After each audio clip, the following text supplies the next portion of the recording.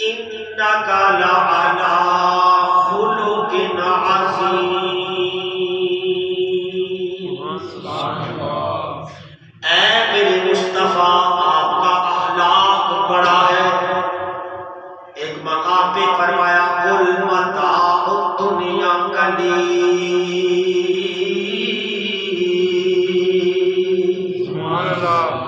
فرمایا اے معبود فرما دے کہ یہ جو دنیا کا ساز و سامان نظر آ رہا ہے، یہ جو کائنات نظر آ رہی ہے، یہ سارے کا سارا دنیا کا ساز و سامان ہے وہ تھوڑا ہے.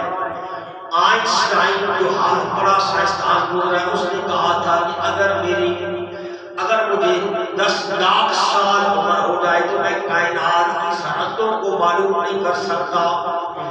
اتنی بڑی کائنات جس میں اللہ رب العزت فرما رہے ہیں قل متاع الدنیا قلیل. میرے مصطفیٰ ان کو بتا دے کہ یہ دنیا کا سامان تھوڑا ہے. مولا یہ دنیا جس میں 6 اعظم ہیں، بڑے بڑے دریا ہیں، سمندر ہیں، میدان ہے، اتنی بڑی کائنات ہے، تیری نظر میں چھوٹی ہے. مولا پھر تیری نظر میں بڑائی کیا ہے؟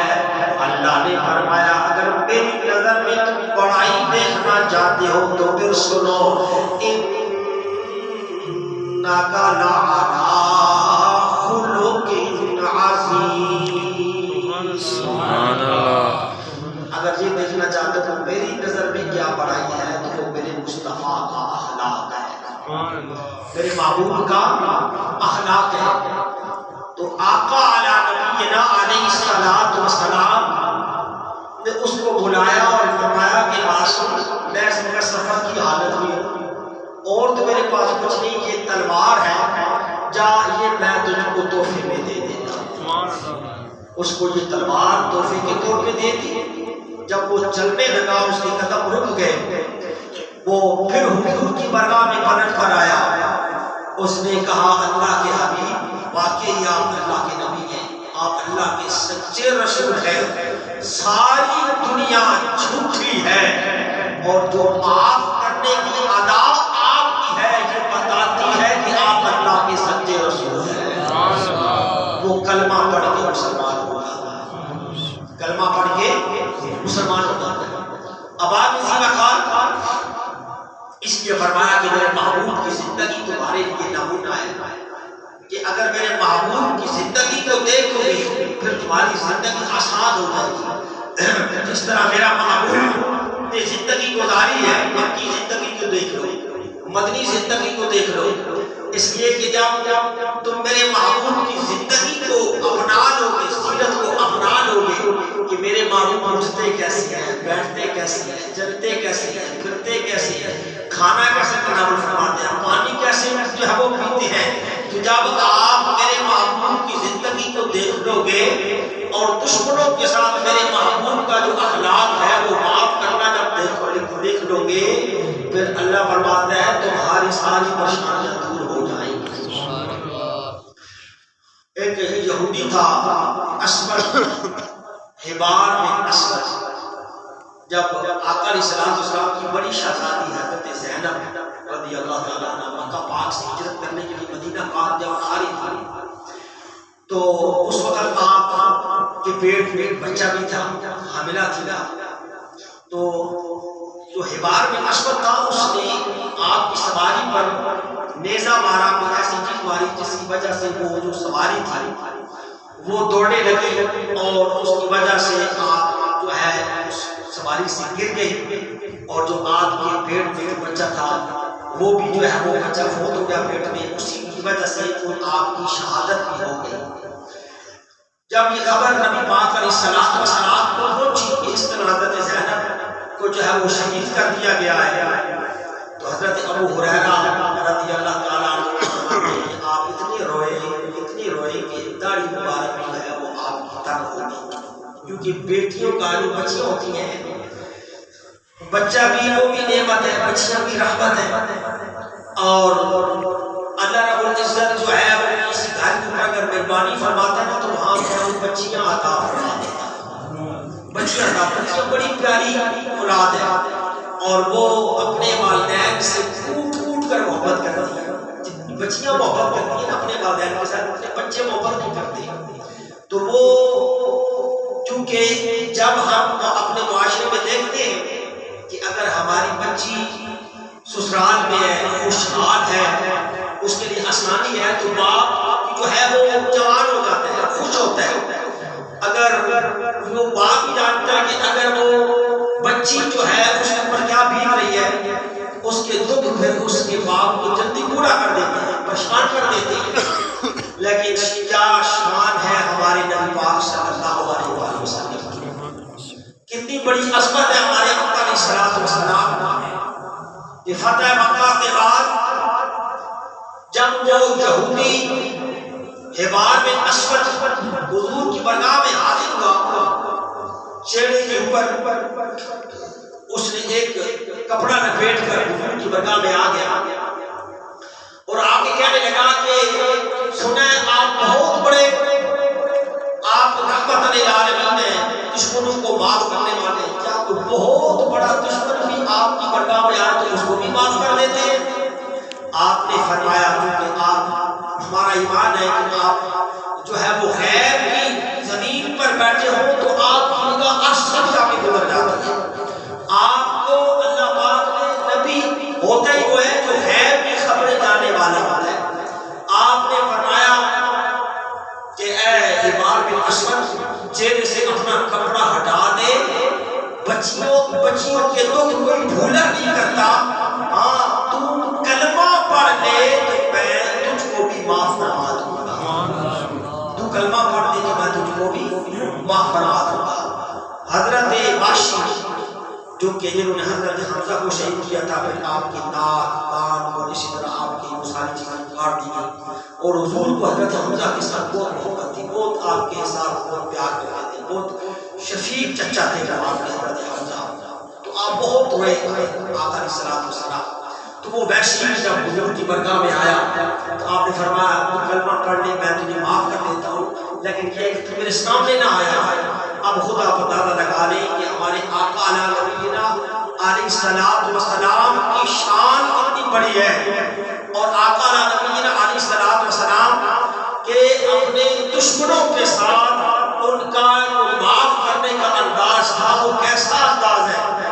اس لیے آباد اسی وقت کہ آقا نبینا علیہ الصلوۃ والسلام نے ارشاد فرمایا, حافظ مرسلی نے اس حدیث کو ترغیب و ترہیب میں بیان فرمایا ہے کہ اگر آپ کے پاس کوئی آپ کا بھائی رشتہ دار عزیز اقارب کو مومن بھائی آپ کے گھر آ جائے معافی مانگنے کے لیے, کوئی ایسی بات ہو جائے تو جب معافی مانگنے کے لیے آ جائے تو حضور نے فرمایا پھر اس وقت اس کو معاف فرما دو. اگر تم اس کو معاف نہیں کرو گے تو جب وہ بندہ آ گیا ہے تمہارے پاس معافی مانگنے کے لیے تو اب تمہارا کام یہ بنتا ہے کہ اب تم اس کو کیا کر دو, معاف کر دو.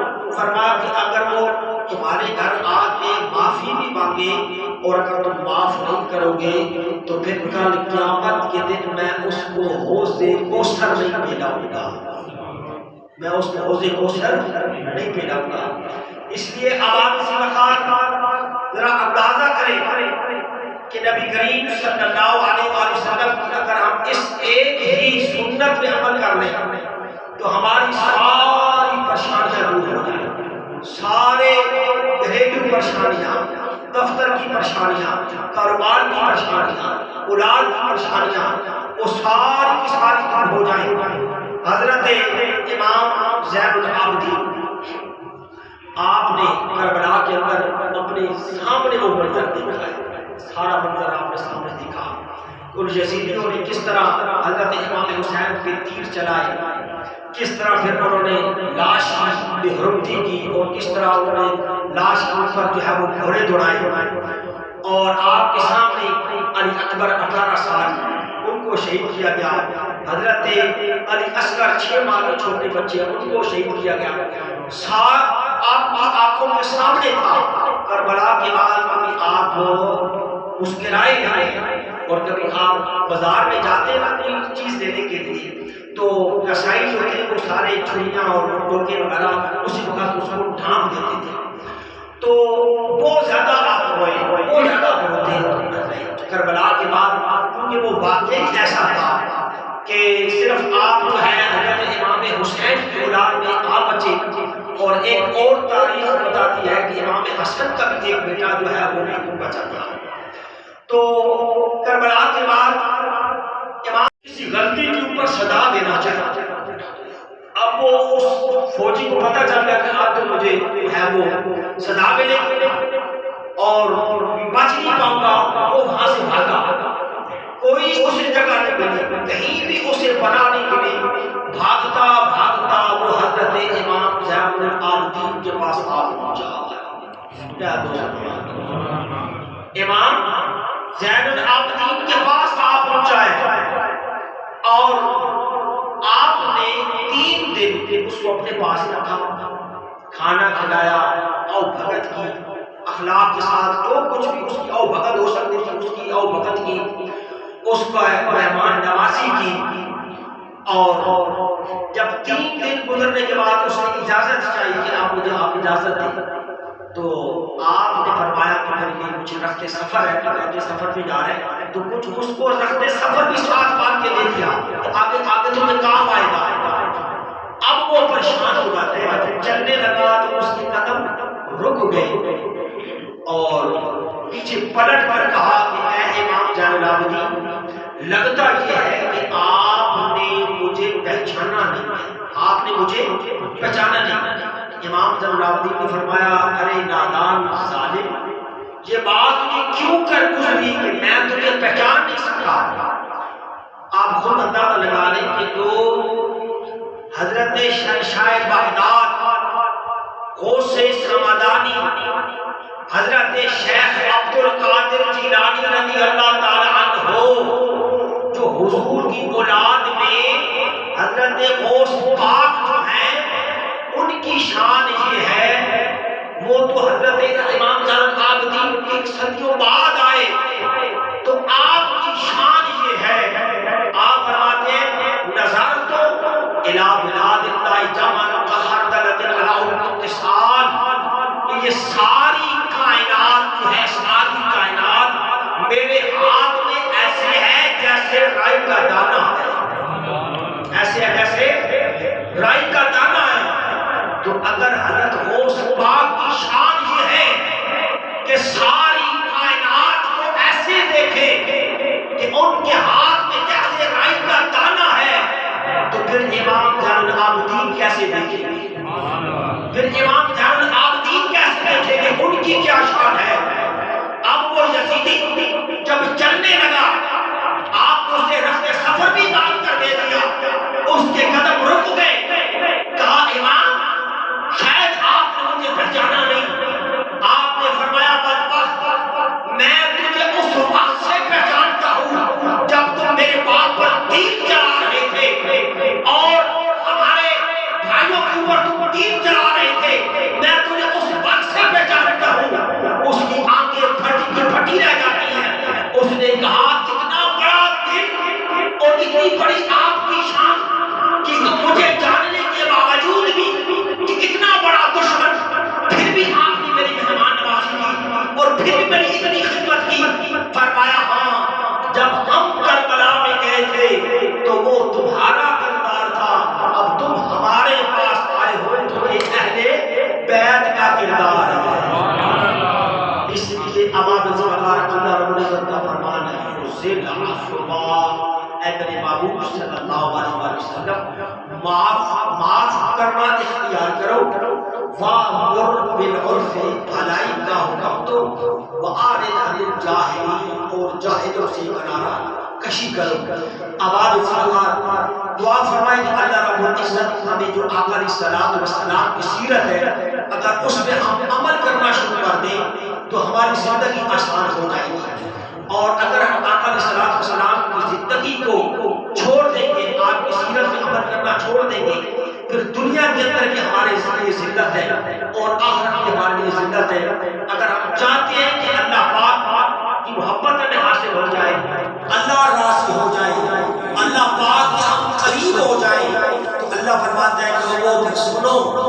قل ان کنتم تحبون اللہ فاتبعونی یحببکم اللہ، میرے محبوب اپنے ان غلاموں کو بتا دے کہ جو مجھ سے محبت کرنا چاہتے ہیں اور میری قربت پانا چاہتے ہیں اور مجھ